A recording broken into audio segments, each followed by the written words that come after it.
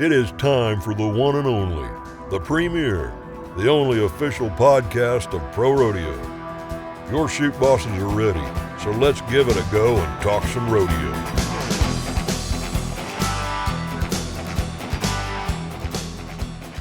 Hello everyone and welcome into another exciting episode of the Chute Bosses, the official podcast of Pro Rodeo. Tanner Barr, Tracy Rink here. We're past the first weekend of September, Tracy, and things are winding down. I'm excited. The top 15's getting tighter and tighter, and almost every event there's races we're watching, and a lot to unfold here over the final 3 weeks of September. Yeah, there's just so many big rodeos coming up. Obviously, the people that qualified from Puyallup to go to Sioux Falls, it's a huge rodeo to end the season. There's a huge rodeo in Mandan. There's just different rodeos that guys are going to try to hit to try to meet their count. It's going to be a fight to the finish. I just can't remember, and I know it sounds cliche, with so many guys being so tight from like 10 to 17. Yeah. Usually it starts fading. Yeah, 12 to 17. Or 12, 13 to 17. Usually it's like the back 3 or 4 spots that the guys are trying to sneak into. Now there's just so much money out there that everything has changed, that's a good thing. It just makes the end of the season even that much more important. 2 things. 1, capitalize on the horses or bulls you've drawn or the opportunities you have. And 2, just make sure that you're healthy and ready to go and not give up those opportunities, because once they come and gone, they're gone. And I should say 2A, make sure your rodeo count, that you can count those rodeos in the world standings, because you're going to need them, because we've seen that happen before. Guys not realizing that they're over their count, like maybe Sioux Falls doesn't count and you win $25,000. Yeah, so it's a crazy time, but it's an exciting time. And we were talking, just looking at the bull riding top 5 in the world standings, it's kind of unprecedented. Every guy in that top 5, if they were to have a really good last 3.5 weeks here, could be over 200,000 headed into the NFR. Have you ever seen that before? No, there's no way that's ever happened. Because usually the leader might have 250. I mean, Stetson was different, but like even when Sage was making his runs, he might have been at 200, a little over 200. Rarely guys behind him were. I mean, maybe one guy, but that just says, and that's a compliment to the amount of money that's out there. Amount of money and how even the field is right now. Yeah, because we, as bull riders, they can go to a different association a different association to just ride bulls, and the money's there. Well, we've proven now with the money that's out there that if you're a good bull rider in the top 15 and even the top 5, you could probably make $300,000 in a year. Yeah, and that's a great way to make a living, assuming you have some sponsors to help you cover the overhead. But we back in the day, and I always say, like, guys were getting in the NFR at $60,000 and maybe not even winning any money at the NFR. They're probably lucky to break even on just the year. So it's so much different now. Yeah, and almost everybody inside that top 5 or inside that top 10 is, closing in on $150,000. So it's going to be a good race in Las Vegas, more money up than ever. So can't wait to see how it shakes out. Let's go to our Pro Rodeo props. Kind of leads us to our end of the season events we have here, Tracy. And this one's got to go to Cinch, a proud sponsor here of Pro Rodeo, and also the Puyallup Rodeo at the Washington State Fair, because, they just had the Cinch Playoffs there this past weekend, and it is just such a high-class event, Tracy. Everything from the contestant hospitality to the action to the stock and just everything even surrounding the state fair. We talked about it. That's one of the cleanest, prettiest state fairs I've ever been to in my life. Yeah, it's a beautiful arena. It's made for rodeo, great crowds, and but the fair aspect of it, you and I go to a lot of rodeos that have the fair attached to it. Some fairs are different than others, but that one is just, it's almost like you're going to someone's house. Yeah. It's so clean. I mean, it's just such a cool There's environment. No trash anywhere. Yeah, it's just bizarre. That it's that. I mean, that's something you could obviously be proud of if you're Puyallup. But for sure. It's just great to see that rodeo still have so much prize money available to be part of this leg to get to Sioux Falls. Because obviously you have to do well in Puyallup 90% of the time to get to Sioux Falls, qualify for the 12. And to have 2 huge rodeos like that within like 3 weeks of each other, and obviously there's another one in Mandan squeezed in as well. It's unprecedented in PRCA history. Well, I think it was my first year here, Tracy. I guess what they would used to call the tour finale. Right. In 21, it used to end in Puyallup. That was my first year. All right, we're going to wrap this thing up in Puyallup. And pretty much the season was over. Exactly. Outside of I guess first year I think it was Salinas. actually in Salinas. Right. And then it was just Puyallup by itself. Yeah. And now, it's grown into this giant thing where combined, there's $2 million between Sioux Falls and Puyallup that these guys can win in the last month of the season. So it's really grown into something special here with Pro Rodeo. Yeah, and I mean, Cinch obviously being on board with that and the sponsorship. And it just means, like, hey, maybe I haven't had a great summer. Like, I'm chugging along and I'm right there. I mean, it's that one last hit, because how many Cowboys would you ask? Like, if there was one more rodeo, like if I could get in one bigger rodeo, and I mean, $20,000 at the end of the season. I mean, you could see how it could swing you from 18 to 15 or whatever it may be, and it's just great that they have those opportunities available. Because when I first started, those opportunities weren't available. You pretty much knew who the top 14 guys were. Yeah. The 15 guy may sneak in. Yeah, we'll talk a little bit more about that finish in Puyallup, because it was good. A lot of guys, shuffled in the standings with their wins. But we want to remind you that this episode of the Chute Bosses is sponsored by Las Vegas, the home of the NFR for 39 years. You can come see why Vegas is the sports and entertainment capital of the world this December when Pro Rodeo's best saddle up and ride at the NFR. So let's get into a little bit of that talk, Tracy, about the top 15, what the finishes in Puyallup did for the world standings as we head into our short round. And there were some big-time implications on those world standings. And first place check out there in Puyallup, $13,000. That's nothing to scoff at. Yeah, exactly. And I mean, it'll move guys. It's a lot of money. It'll move guys up and down, and $13,000 if you won it. But most of those guys that won it won money in the rounds. Exactly. So they're probably walking away with probably $15,000 to $20,000. Yeah, anywhere from I would say 10 to 19, 20,000. Yeah. Yeah, I mean, and that's a check that. I mean, it's like winning San Antonio. Yeah. I mean, it's a big rodeo. It's like winning Fort Worth. And to be that late in the season, granted, a lot of these guys probably are in the mix, or they wouldn't be there. They wouldn't have qualified. Wouldn't still be rodeoing, too. So, obviously, the 24 guys you were seeing there, those are the guys that are fighting the fight, really fight. If you don't do well there, it's still possible. Tough Cooper proved that, as an example. But it becomes really, really difficult if you're not in the mix, or at least trying to win money there. And a lot of guys did. And even if you didn't qualify for Sioux Falls and you won 5,000 or 6,000, it's still a good rodeo. That's still like winning every other regular season rodeo. Right, because the rodeos now, like, we don't have that rodeo out there that you're going to walk to and win $10,000 outside of maybe ground money as a bull rider. Yeah. So, it's just fantastic. And it's just great to see. I mean, and then they go from there to Pendleton. And, I mean, they have all that stuff in Pendleton. And then it just seems like the money just keeps adding up and stacking up, which is great for our contestants. Yeah, let's start with some of those implications that it had. And first of all, you got to start with, the 2022 PRCA World Champion bareback rider Jess Pope. Because Pope has had a season that's been kind of up and down, Tracy. He's battled injuries in the spring. He finally got out in the summer. He's been on a heater, though, the last, month and a half, I guess you would say.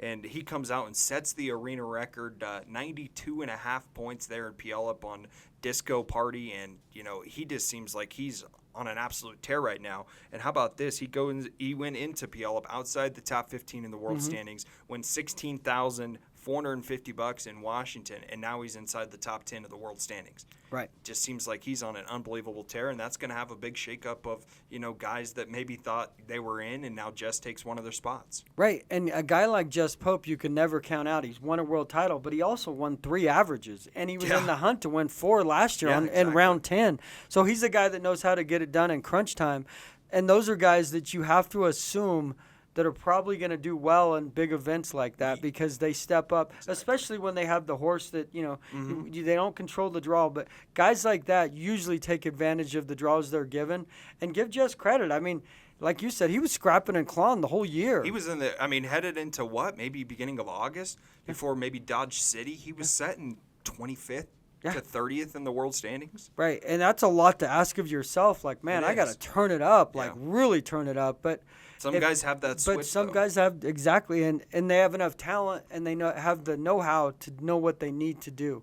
And it didn't surprise me with Jess, because Jess is so fundamentally sound. Yeah.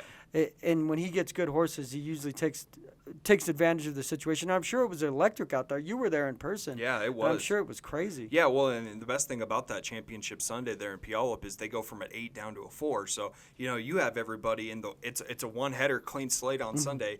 You got to be in the top 4 fastest times or best scores to get in. And then when you get to that 4, everybody's letting everything hang. Right. You're at least winning, I think, $5,000, because I think it was $5,000 to 4th, $7,500 to 3rd, $9,000 5,000 to second, 13,000 to first. So you're getting paid regardless. So you let it all hang out, and that kind of leads us right into our next talking point here of a guy that in the world standings that needed a jump to solidify his spot, and that's bull rider Trevor Rice. And it looks like he, I don't want to get ahead of myself because I think he's still 12th, but there's about a $25,000 to $30,000 gap there that looks like he could be headed back to his first NFR since 2017. Right, and that's a credit to him that he's still on the grind. I think he's 31 years old and riding bulls, which is no easy task. And secondly, it proves with the money out there, and if you can do enough, like you can get right back in the mix. I mean, without that kind of money at the Cinch thing in Puyallup, and without that kind of money available and the ground money counting and all that, he's probably not in the mix. He probably would have called it a season. Yeah. But you get a huge win like that, now all of a sudden, not only am I going to the NFR, I want to get as much as I can when I get there because obviously bull riding at the NFR is so temperamental and ground money counts. Mm-hmm. Anybody can win the bulls. I mean, I know that's anybody can win any event, but the bulls especially with ground money. Yeah, and we're recording this on Wednesday here, and last night in the X-Bulls finale, we were watching it in Pendleton. A guy like Trey Kimsey, who's fighting for his life on the bubble, rode with a broken foot. He made a qualified ride, had one of the top rides in round 3, made a pretty good chunk of change. It just shows that these guys are pulling out all the stops because they know how important it is to get to Vegas because that's where they really make a big amount of their money is when they get to the Thomas and Mack. But they're clearing profit in Vegas. Once they get to Vegas, not that they haven't made money, and it's different for every event with timed event guys and horses and stuff and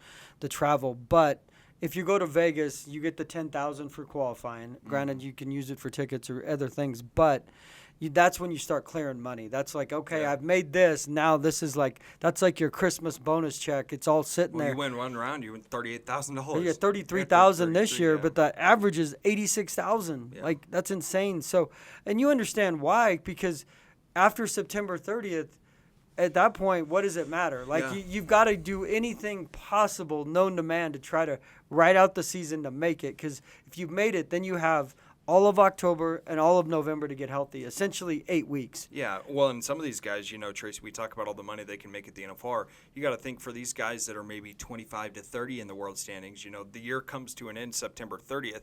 Their next chance at big money, probably January, maybe outside of making a really good chunk of change at the circuit finals, or these guys got to go work their day jobs, that they have in that kind of down period of rodeo. That in between to just so you can keep going down the road. Right. I mean, so there's so much more involved. If you go to the NFR, you're probably not getting a day job. You're probably because if you win $100,000 or something. Yeah, or $75,000-$100,000. I mean, that's a good chunk of change for a yearly a yearly job just to get that kind of money. And there's no overhead in Vegas. Yeah. Like you're not traveling. Exactly. Once you get to Vegas, you're in Vegas. And I mean, it means so much. And guys riding, I remember back in the day, Will Lowe rode at the NFR with a broken foot, the entire NFR. And I mean, and we've got guys that are battling injury right now that are right in the mix and probably trying to hold on tooth and nail to make the NFR because they're not going to ride anymore. So it just makes for a dramatic finish, and that makes it better for us as riders, but it's just cool for the sport. Yeah, let's break down some of those other PRCA event winners out in Puyallup. Steer wrestler J.D. Struxness, team ropers Coleman Proctor and Logan Medlin. We're actually going to have Coleman on the show. Yeah. He's going to join us to talk about that win in Puyallup and, just his pro rodeo career up to this point. But he wins the rodeo with Logan Medlin. Saddle bronc Ryder Wright actually wins, I guess what you would call a tiebreaker with Lefty Holman. They were both 89 in the finals in the Final Four shootout. He ends up winning the tiebreaker. And then tie-down roper Shad Mayfield. I mean, there was a couple runs where he admitted to me, I'm in a lot of pain, man. But that dude just keeps winning big rodeos. He's won big rodeo after big rodeo here in 2024. Yeah, I mean, and he won Puyallup last year. He won Puyallup last year. He won Cheyenne this year. He won, Fort Worth. I just hope for his sake. I mean, I don't know if he dials it back because he won, if I remember right, he won Sioux Falls last year too. He told me he's not taking a break until the end of the season. So, I mean, hopefully for him, when that break comes, he can get healthy for the NFR because it'd be a shame to see him do everything he's done. Well, he's got a golden shot at a world title. And how many times do you have a shot to win a world title? And he's been right in the mix to win a world title like the last 5 years. He won in 2020. The only thing that's missing in Shad's resume, and he's got the gold buckle, so that's not missing, is consistently performing well at the NFR. And the biggest thing I see is he's so good, and he sees guys doing well in front of him. It's like Barry Bonds watches Sammy Sosa hit a home run. Yeah. Well, then I'm going to swing for the fences because I know I can hit it out. If somehow he can temper that enthusiasm and back it down a little, I think he could win the world. But there's just you saw it last year with Medjid, and he would have had a 6-1, and Riley Webb, and those guys get going so fast. Shad's just got so much talent. I mean, he's got athletic ability and talent, which a lot of guys don't have. He's got gifts that a lot of guys don't have. Yeah, so it'll be interesting to see it shakes out, and that kind of leads us right into our 8-question segment. Another guy with a chance at a world title, quietly having a really good year. We're going to have 8 questions with the number 5 ranked tie-down roper in the world, John Douch. Yeah, and Douch, he even told me he was trying to get in the all-around and might do a little steer wrestling. Yeah, I don't know if he made that happen. I don't know if he made that happen, but he's a big boy. Yeah. But he's tutored by one of the best ever in Joe Beaver. And he's obviously absorbed a lot of that, and he's got a lot of talent. And he's one of those guys, you can't sleep on John Douch. He's won rounds at the NFR. Oh, yeah. He knows how to win. And it's like anything in rodeo, and Cody O proved it for years. Guys get hot there, and all of a sudden, it's like, oh, my gosh. Yeah, you're winning a world title. So let's go to our 8-question segment with John Douch. Favorite movie? John Wayne, The Cowboys. Favorite restaurant? Man, Olive Garden. Favorite horse you've ridden? Pistol, my gray I just got last year. What's your favorite name for a horse? Definitely Pistol. What's your favorite hobby outside of rodeo? Oh, man. I have to come back to that one. Yeah. Describe tie-down roping in one word. Fast. Who's your mentor? Joe Beaver. What's your favorite ice cream? Vanilla. Who would you want to be a tag team partner in the wrestling ring, Chuck Norris or Bruce Lee? Oh, man. I'll go with Chuck Norris. We appreciate sitting down there with John Douch, Tracy, and, he is a genuine, really, really nice kid, and he just continues to improve in his roping. And you're top 5. You're in the world title hunt in Vegas. Yeah, and he's had to, I mean, granted, Joe Beaver helped him, but he's had to work his way to be great at it. Just because Joe Beaver is helping you doesn't mean, okay, I'm going to qualify for the NFR. He puts in a ton of work. His little brother just won the college National Finals Rodeo. Colby, right? Yeah, and he's going to be in the mix. He's going to get on his permit next year's the plan, and then because I guess he loves just training horses for John. That's kind of what he does, and when they both get going on the road, it'd probably be great for just the family in general, but he's a quality roper. I mean, he's proved things. He gets tutelage, but he's a great roper. Yep, so we appreciate John sitting down with us. That's going to end it for our first segment here on the Chute Bosses. We're going to take a quick break. When we come back, we'll have your viewer question, your historic NFR moment of the week, and so much more, all leading up to Coleman Proctor's interview on the back half. We're back right after this. Farm life means always hoping for the best, but planning for uncertainty. You have to be ready for the next everything, the next dawn, the next season, the next harvest, the next technology, the next challenge, and the next generation. No matter what comes your way, we can help keep you ready for the next. Welcome back into the Chute Bosses podcast. Getting ready to sit down with a guy that's had a lot of success in rodeo, made a lot of money in rodeo, 8 trips to the NFR. We're going to sit down with team roping header Coleman Proctor. Yeah, he's won a bunch of big rodeos, won a lot of money, and he's just great for the sport of rodeo. He's got a great personality. Can't wait. He's done a lot of things outside of rodeo on TV and on broadcasts and things that just promote rodeo. And those are the kind of guys we love, but it's just good for the sport. Yeah, let's promote another ProRodeo Hall of Famer in our Hall of Fame Spotlight, 2015 inductee, bareback rider Mark Garrett. This is a South Dakota cowboy that made 9 trips to the National Finals Rodeo, and he was known to perform under the highest amount of stress, Tracy, and look no further than 1996, round 10 at the NFR. He knew he needed a good ride to accomplish, and everything was in front of him. He goes for 83 points on Big Bend Rodeo Company's Spring Fling, which is also a Hall of Famer in itself, the horse, but that ride allowed him to not only win the round, the world title, and the NFR average all in night 10. I'm sure that was about as much emotion and excitement as you could have. He provided it right there, Mark Garrett did. Yeah, and he's Hall of Fame worthy. His brothers, his brother Marvin's in the Hall of Fame. The Garrett name is really well known. In South Dakota. You just mentioned that name and with rodeo, and they know what you're talking about. Well deserving of getting in the Hall and winning on a moment like that. and that alone is worth a lot of credit. Do you know, is he related to Shorty Garrett by any chance? I don't know if that family's related. I don't believe I so. was just thinking of, bareback and bronc riders up in that neck of the woods. They might be distant relatives. I don't know, because I remember we've done stuff with Shorty because he's qualified for the NFR. I know at least once, and I don't remember that tie-in. Yeah, well, that's definitely a deserving Pro Rodeo Hall of Fame spotlight. Also in '96, when he made that 83-point ride, he also set the record, the NFR average record at the time. Obviously, times have changed. And it's no longer. I think it was 783 or 763 points on 10 heads. So guys are making a little bit better rides, but still, a historic moment there for Garrett. Well, the scores were so much different. Yeah, I mean, there was a time when 83 and 84 was a great ride. Yeah. Now we have 90s all the time, and when I first got here, 90s were like wow. Few and far between. Now it's pretty much every big rodeo, someone has a 90. So it's kind of hard to relate that. But obviously he had the talent to do what he needed to do and to get into Hall of Fame, well deserving. Yeah, let's talk about another historic moment. We'll get Andrew to fire it up here for us as we get ready for our historic NFR moment of the week. And we're going to let this one play out, and then I'll give you a little description on what exactly happened here. Tom Ferguson came in second and was one step closer to the all-around title. He misses this one. Missed this calf. Now he still has time because he holds in this event about a 19-second lead over the number 2 man. We have 18 seconds elapsed. Now we've got 20 on the Winston scoreboard, and on our scoreboard here that we see 2 wraps and a half hitch, and he is 26.5. Gotta love it, Tracy. We go back to the 1976 NFR in Oklahoma City. Hall of Famer Roy Super Looper Cooper wasn't going to let the world title or the average title slip away from him. As you saw, he missed on his first loop, but a lot of people don't understand. You get 2 loops in Vegas, or 2 loops at the NFR. Obviously, this was in Oklahoma City, but he had to throw a second loop, 26.5 second time. He kind of ran that thing around like a carousel, but got it done and secured him his first world title. Yeah, it's crazy. Like, the mannerism he has is so much like Tough. Like, just because you see Tough, we see him nowadays, and obviously Tough's family as well. But, yeah, I mean, it gives him so much credit, because imagine the emotion of missing, and then missing on your second loop, and you lose it all. Yeah, and then you miss on that one, it's over. You're not going to win the world title. His rookie year, he wins it.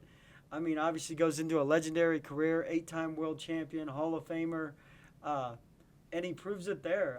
I just can't imagine the nerves you would have had, like, circling around thinking, I got to make this catch. Because he was thinking, if I don't, it's over. Yeah, well, the best thing about that was, watch right here, Tracy. Look how many loops and how tight. He's like, this calf is not getting up. I don't know if the people that come out to release the ties and everything, they're probably like, what, he put this thing on with the cinder block? Yeah, they were like in the stands like, what just happened? We're amazed. But it ended up doing that, kept him the world title. And that's what Cody Old did that time when he had that knee injury in 2001. Yeah. He just needed to get a time. Doesn't matter how you get it. Yeah, you just need to. So you stay in the average. That's why we always speak. The average is so important. Mm-hmm. Well, what's the time limit in tie-down roping? I thought it was 25 seconds. So maybe it is now, I think. I don't know back then. I'm not sure back then. I mean, it must have not been. Because he wasn't acting like it was like, oh my gosh, we're on a time line. I think now it's 25 seconds. Yeah, so back then, a 26.5-second time ended up securing it all. So definitely an historic NFR moment, as Tracy said. Roy went on to have a fantastic career, and his son Tough has done just as well, as him, and he's looking for another gold buckle this year as well. Let's go into our viewer question. This one comes from Trevor on YouTube, Tracy. He wants to know, who's the youngest world champion in rodeo history? And for this one, you got to go way back. We're going all the way back to 1959 at the age of 18 years, 3 months, 21 days. Jim Rodriguez won a team roping title. It's even more impressive because they only give out one title in team roping back then, so he had to be better than all these veterans, and he was, 3 months out of high school. Yeah, and I believe he's from California. I'm like 99% he was a California roper, because a lot of those guys back in the day were. But, yeah, I just couldn't imagine being that young with all the veteran guys. I mean, it was an older crowd back then, I would imagine, like older guys competing, and to be that good at that level. And not counting both, it seems weird to me that they didn't, because I've gotten this conversation, because you're going to have to invite guys to go with you too if your partner didn't make it. So there was a lot of variables in there. I know the Rodriguez, they put on schools all the time. Yeah. Like if you look through all the old PSNs, one of the best ever, but man, 18 years old, that's crazy. Well, and then we also, we can't go through this without mentioning Ann Lewis. I believe she was 10 years old, ended up winning a barrel racing world title after she passed away in what was a pretty tragic event, Tracy, before the Wrangler National Finals Rodeo. Yeah, and obviously never want to see something like that happen. And, I mean, especially someone so young. It was just heartbreaking. It's just for sure. Heartbreaking. Yep, and one thing that as we kind of transition in here, Tracy, talking about all these young performers and what they've done in rodeo. What do you got anything for Chute Boss Nation? Yeah, CB Nation. Well, it is true. In high school, I benched 300 pounds. What happened to you? On 3 lifts. 100, 200, 300. The bar, baby. Once again, muscles. I can tell it. I was a power club hero. Well, what people, not everybody wears a cape. When you're in that weight room, it's all business. Yeah, what everybody doesn't know is Tracy actually has a bench press in his office. He puts 2 donuts on each side of the bar and just gets after it and then gives himself a snack after he's done. Give myself a high five because no one else around here will. Yeah, one guy we had to kick out, Tracy, was Buck. He tried to get in there on your bench press, and we had to tell him that he's delegated to the bottom half of this building. He cannot step foot up top. Yeah. He's a bottom feeder. That's where he belongs. He's a bottom feeder. Buck, if you see Buck, you give him a kick in the butt because he's a bottom feeder. He doesn't need to be around anybody in public. He needs to avoid people. Well, let's see what he's got for your Pro Rodeo word of the day. I'm Buck, official correspondent of the Chute Bosses, the official podcast of the PRCA. My word for the day is green, as in Cowboys are chasing green and money to try to get in the top 15 to get to the Wrangler National Finals Rodeo presented by Teton Ridge. When it comes to buck and green, I tried to chase some green on my own. It didn't work out so well. Try it again, bud. Ugh. Where am I? In 1936, a group of cowboys and cowgirls came together for the common good of rodeo. They accomplished a feat that sparked a fire of greatness in countless Western athletes. Today, the Western lifestyle burns on in our contestants and fans' hearts and souls.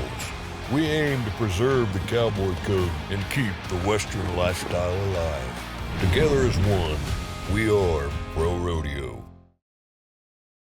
Welcome back into the Chute Bosses podcast, the official podcast of Pro Rodeo. Tracy, we talked about it off the top of the show, getting ready to sit down with 8-time NFR qualifier Coleman Proctor. He's had another great season with his partner Logan Medlin, and can't appreciate him enough jumping on here to talk about rodeo with us. Yeah, and I've said it countless times. He not only is a great roper, great team roper, he's a great ambassador for the sport of rodeo. He's done so many things in the media and different things, so we're glad to have him on board here. Yeah, man, Coleman's joining us now. Coleman, good to see you, man. I know I saw you, just 3 or 4 days ago when you picked up the win out there in Puyallup. How's it been since then? A chance to kind of settle in and, see what that $13,000 did for you guys. Well, first of all, it's always good to see you because that means I'm winning, right? You know what I mean? You don't seem to interview a lot of the guys that aren't, so that's great. Anytime that we get to jump on here and hang out, that means that I must have been doing something good. I haven't slowed down much. We came right over to Pendleton, doing good at Puyallup, making the Governor's Cup. It allowed for a week to open up a lot. We didn't have to go to do the rat race of all the tour rodeos. My partner ended up driving his family home, and I picked up Junior Noguera here at Pendleton because I'm on the bubble in the steer open. And as we make a charge for that all-around world title, making the steer open finals is going to be huge. So I was coming to Pendleton either way, and I got the opportunity to pick up Junior Noguera. So, shoot, we've had a busy week here in Pendleton so far. That's pretty sweet, man. Did Caleb have to go somewhere too? So you and Junior just figured you'd give her heck out there? What's funny is like with the Governor's Cup and the way the tour points are working this year, Caleb had rodeoed in the winter without Junior when he was coming back from injury. And so Caleb had more tour points than Junior, and Junior just felt like he needed to go to Pendleton, try to secure some more points. Of course, Pendleton being the last big tour rodeo that we have, there's a lot more points available on the table. So it kind of worked out great for me. And Logan, I will say this, Logan, he wasn't about to drive by it. Like, he wasn't going to let me just pick up a calf roper or steer roper. He was coming, and when Junior needed to run it, he felt comfortable enough that I had a good partner that he could head her on home. That's awesome. Have you ever roped with Junior before? We've run some extras at the rodeos before, and it was funny because, like, the other day at Kennewick, Washington, there was a turnout, and they had to run the steer, and so I headed him, and Junior heeled him, and I mean, we've made several runs on extra steers, and we always kind of laugh about how, we got pretty good chemistry. So, and it's turned out good over here so far. We placed on our first one, and we're currently leading it. So hopefully a big run on Saturday, and it'll be You know, it might be one of them deals. If you win Pendleton with Junior, you just never rope with him again. You know what I mean? You just check that one off the list. Call it good. Call it good. I have had to field a lot of phone calls though, because when Yeah, you win man. 20,000 with your partner at one rodeo, and then you're entered with a different partner the following Monday, you know, there's a lot of questions that get popped Yeah, up. so you But, know, no, for everybody out there, Logan and I are still roping together, as far as I know, unless he's cut me. That's great. Coleman, I want to ask you a little bit about that all-around race that you mentioned. You know, it seems like maybe in years past, Stetson's kind of ran away with it. You know, he's at a couple $100,000 lead headed into September, but it's wide open here in 2024. Is that something you kind of set out to here at this season when you knew that there was going to be an opening to let's give this a try, or were you thinking you were going to do more steer open this year regardless? Well, you know, I started steer open here a couple years ago, and it's been a big goal of mine to make the steer open finals, and I've worked really hard at it. It's kind of funny because after Cheyenne, I finally showed up in the standings, and everybody's like, "Oh, you going to try to make the finals now?" And I'm like, "Well, I've been trying since January, you know." But I think, you know, knowing this year, coming into this year, you were obviously going to have a lead on Stetson. Like, you know, he wasn't supposed to come back until about Reno. Mm-hmm. So it was like, man, if we can get busy and get going and get hot right here, at least have some sort of a fighting chance. And of course, you know, what Stetson does so great, he rides ranked bulls. I mean, incredible. His saddle bronc riding is, you know, amazing. But man, like he really stands out is he can ride really ranked bulls, and he wins a lot in the bull riding. So, you know, not knowing how coming off that injury, how he would do in all the events, it's like, man, there might be a chance. And so obviously it was on the forefront of my mind. I've been working at it hard all year. My dad just really opened up to the idea the other day. He's like, you know, son, if you get hot and that steer open a little bit, you might have a chance at all around. I'm like, well, Chief, that's been the plan, you know, all year. So that's really been my focus this year getting started was I really wanted to make the steer open finals, you know, and the national finals. I just think it's so cool. All my great heroes, T-Woman, you know, Rich Skelton, you know, all the greats that would make the steer open finals and the national finals in the same year. I just think that's the coolest thing ever. So, you know, I certainly want to get added to that list of Cowboys. You mentioned the steer roping, and I've done a lot with steer roping in the NFSR for years. It seems like the transition to you have to have a great horse in steer roping. Not that you don't in other timed events, but steer roping, is that the biggest climb to find that horse that you can compete at that level to hopefully get to Mulvane?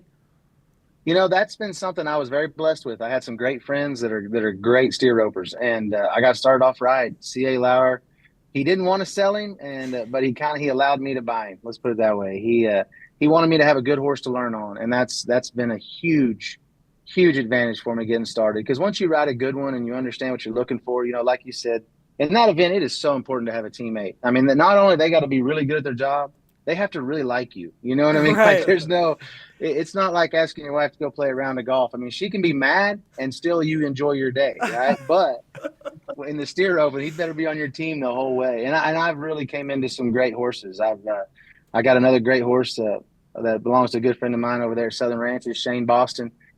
And he has really came on and made a horse. I mean, he has been outstanding. I've rode him all summer. That's why I rode at Cheyenne.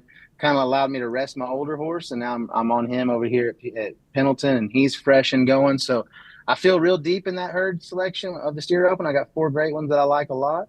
You know, obviously I want to make it to the steer open finals. It's kind of a hometown rodeo for me. They do the back number ceremony at my uncle's winery, you know, so they do the Calcutta, I guess, over there. So, I mean, we're going to go over there, kind of go through that taster line. Maybe I'll get the top 15 guys besides myself. Maybe send them through that taster line a little extra. You know what I mean? Let's get them a little bit buzzed up maybe, and then I can have an advantage going into round 1. I love it, Coleman. You know, we talk about partners and different things like that. And Andrew Rosario, you can't see him on camera right now, but he's our producer here on the Chute Bosses podcast. He actually had a question for you, Andrew. You want to ask him his question here a little? Yeah, Coleman. So I don't know if you saw, but we did a YouTube video with JC and Buddy Hawkins talking about like their life going up and down the road. And my question was, if you, let's say like you or your partner's going through like kind of a lull or like kind of a cold streak, and they're going through a hot streak, how do you catch that spark from your partner and to kind of match that synergy so you are both kind of peaking at the same time? You know, the main thing about team roping is we're both headed for the same goal the whole time, and you know, you don't get divided in your house, if you will. You know, like Logan and I, we come off of Cheyenne having a lot of momentum, things are rolling really well, and then it kind of took an abrupt turn, and we went about a month without really catching one clean and making a good run. And it's just something that you're always trying to pick your guy up, or he's picking you up. You got his support, you're giving him your support. And then, luckily for us, we got to Ellensburg and we had some good friends up there. Jamie Fisher invited me out and he allowed us to use his practice pen, and we got to get in there and grind at it. That's something we don't get to do on the road a lot. You run a lot more practice steer staring through the windshield than you do actually in the arena. So, to be able to get into an arena and have it practice like we'd have back home, really allowed us to get our stuff kind of back on the same page and get, just kind of get our rhythm back together. I mean, it's just like any good team sport. You got to have good rhythm. You can't have just one outstanding player. You got to have a team working together. And that really is what turned it around for us. We left there. We went to Walla Walla. We made 2 great runs.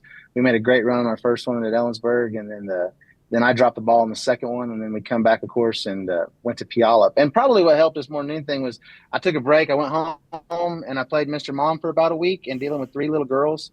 And my wife had to be gone on a business trip, so it was just all on me there one night. And, between bath time and reading stories at night and practicing our soccer, I realized heading steers is pretty easy. I love it. Coleman, one thing I got to ask you, because obviously we've, been around you. I think I've been around you and probably interviewed you 10, 15 times at this point. How do you always keep your perspective in life? Because it seems like you always have whether things are going good or bad, you might be angry after a run, but you quickly flip that script and have a good perspective and just overall just having a great time out on the road. Is that something you focused on, is just trying to have that perspective and kind of keep rodeo, as part of your life, but not all of your life? The main thing for me, I think, growing up is guys like me and Jake Long. We grew up together, and we didn't come from the background of having, parents that made the finals, and this was a pipe dream for just a couple of little broke kids out of Northeast Oklahoma that loved to rope. And I think, and you lose sight of that because this is our job. It's what we do to make a living. It's how we provide for our families. But it is easy to lose sight of that is what we've wanted to do our whole life. And so to keep that perspective, what I finally learned was you're not going to win every time. And it's a hard fact. I mean, if you were to do percentages, you probably lose, I would say 60 or 70% more than you win. And the main thing I always try to tell every student I have and every young kid out there is, I'm either winning or I'm learning, but either way, I'm not losing. Because if, I go back to the National Finals in 2019, my first chance to really win a gold buckle. And I mean, I fell flat on my face. I roped terrible. I went in too high strung and just, I took the experience of 2019 and I used that when I went back in 2021. So if I'm taking those losses and those bad performances every time and learning something from them and bouncing back, then really 2019 wasn't a bad final. It was a great opportunity to learn something. And so, that's the perspective I take. I'm as competitive as they come. I don't care if we're flipping quarters. I don't care what we're doing. I want to win. But main thing is I always just try to focus on, there's been a lot of people that have sacrificed to let me live this life and to chase this dream. And there's been a lot of people that rode with me through the highs and the lows and all of it. And I just feel like anytime I have a bad attitude about it, or anytime that I want to get sour, I just remember how many people have given up so much to let me do this. And I just don't want to be ungrateful. Is there, you speaking of the highs, the lows, is there one rodeo, you've won so many great rodeos and been to the NFR and everything, outside of the gold buckle, what rodeo do you want to check off your list that you've been to all these great rodeos that you want to win before you call it a career? All of them. The next one, I guess, of course, Pendleton is huge. Pendleton, Salinas, and Cheyenne. I've been fortunate to win the all around at Cheyenne a couple times, and I've never won like a single event there. I've had a chance in that steer open twice now. They just need to run the third steer in slack. I'm so good in the slack, but they always want to put it in the perf. That's I always joke no about it. They can't let me be high call that many times without. I'm going to do good on that last one day. But definitely those three. San Antonio's always been a rodeo that's very special to my heart. Apologize about that. People are trying to get a hold of me.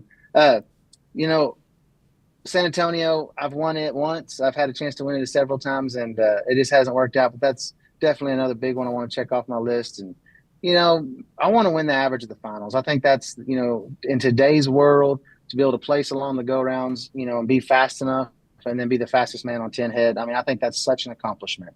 And I think I would have to say that probably the NFR average or win Pendleton, San Antonio, Houston, all the big ones. I just want to win them all. Let's just never lose. Let's just always win. That's what I want to do. I love it, Coleman.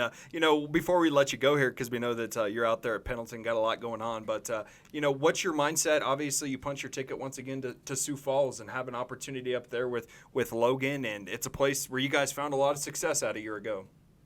Yeah, I'm excited. I got Heisman. He's been down at CEP, my good friends down there.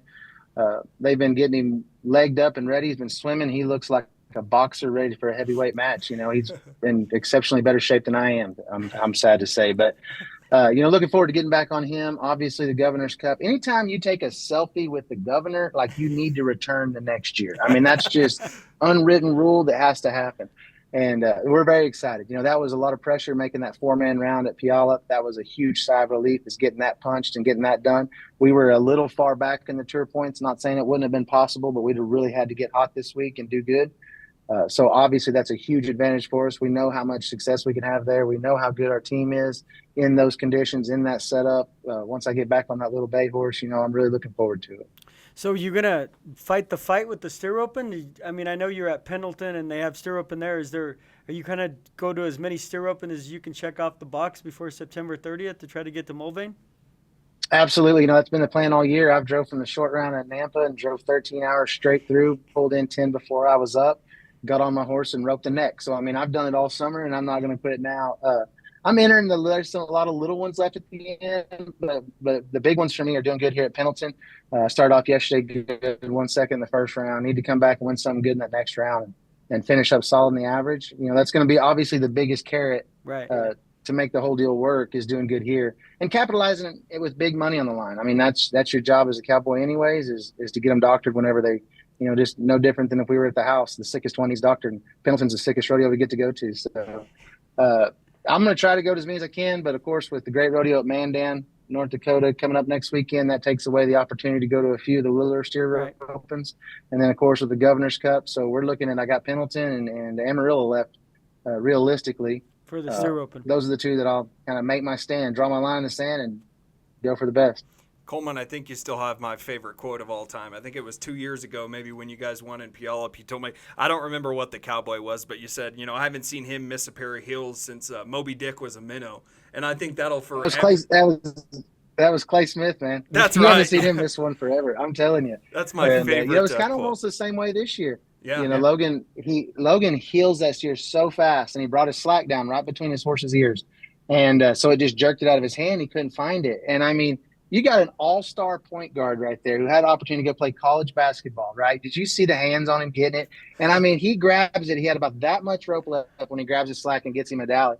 And we went 4-9, obviously in a 4-man round with the caliber of teams that were up. You don't expect that to win the championship, which is what you're there for. Let's be honest, that's, you want to win those cinch playoffs. You want to win the big ones. And so we rode out. I'm excited because I know that we're guaranteed third. We've had an amazing rodeo so far. We've won both the rounds we've been in before that. So any kind of check's going to make it a great rodeo for us. And then some teams stubbed their toe. And I told Logan, he was disappointed there, of course, riding out. And I said, man, I think what we did, I thought you played it just right. Because had we blasted that steer, then the last two teams, they know they got to blast him.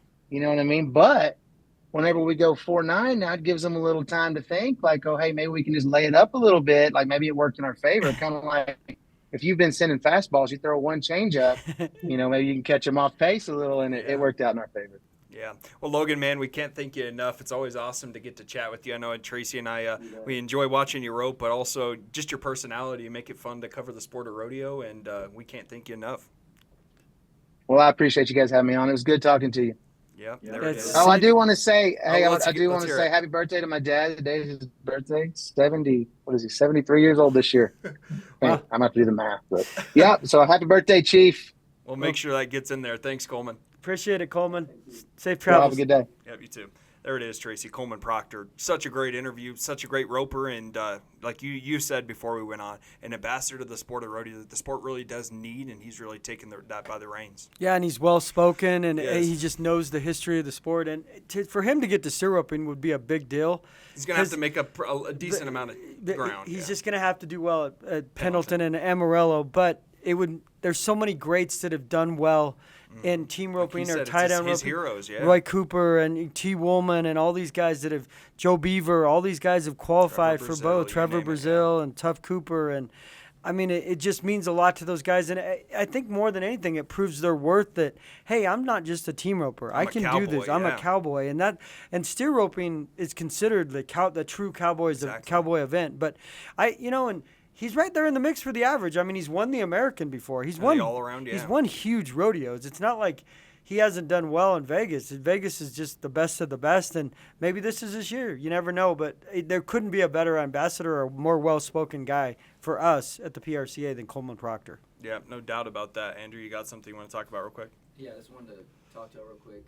I know we love Superman here, but how cool is this all-around race right now? Yeah. 5 cowboys that can really make a shot for it at the end of our. I just want to see what y'all's thoughts are. I know, like I said, I know we love Stats, I know we love Superman, but this is kind of a really cool all-around race in my opinion. Well, Tracy talked about it in his most recent digital PSN that came out that'll also be in the October print. Is the all-around race is wide open right now, and it's going to be a great race. You have your savvy vets, you have former world champs in there, you have new guys that have stepped into the limelight, so it is going to be pretty entertaining. Yeah, it's going to come down to guys. They're just going to have to stay in the average. Vegas, They're going to have to stay in the average because the money's so big in the average. But, I mean, Wasey Shala, does he stay in the mix? Does he stay in the average? I mean, all these guys. Junior Nagata. And does Shad Mayfield finally have the NFR that he's always dreamed of? I mean, he's won a world title, but he didn't have his best NFR in 2020. He'd be the first to admit that. Can he have that NFR, that consistent NFR? If he does, he could probably win it. I mean, because he's so talented. Because if he's in the average, it means he's winning checks. I'm just excited to see what Vegas will do to other people. Because like a guy like how are you going to handle Vegas? Yeah, Wasey Shaw has never been to Vegas. He's done a lot of great things in college and high school, but it's like saying, yeah, he was a great high school player and he was great in college, but doesn't mean you're going to play well on Sundays in the NFL. Yeah. I mean, it's a different environment, and the biggest thing that Vegas proves every year is it's a marathon. Mm-hmm. I mean, there's a lot of different things involved in that marathon, good draws, good calves, whatever, but it's still a marathon, and you got to be able to pace yourself to be there on round 10.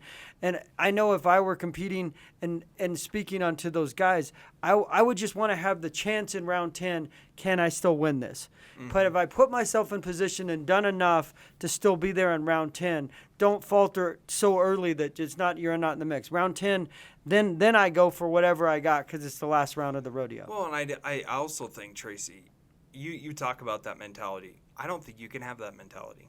If I'm being honest with you, I don't think you can have that mentality. I think you just go out and do what you do. You know, what got you to this point. Yeah. You know, Shad Mayfield, obviously, he might have a mentality to go fast, but if he starts pulling back and thinking about what he's doing, it could cost him the world title as well. So I think you just go in there and you perform the way you performed the entire year. You don't think about it, and at the end of the 10 days, it shakes out how it shakes out.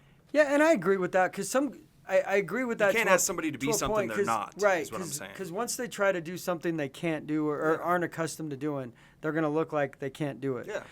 And Marty Yates is the same way. Marty Yates goes for the home run every swing. Mm-hmm.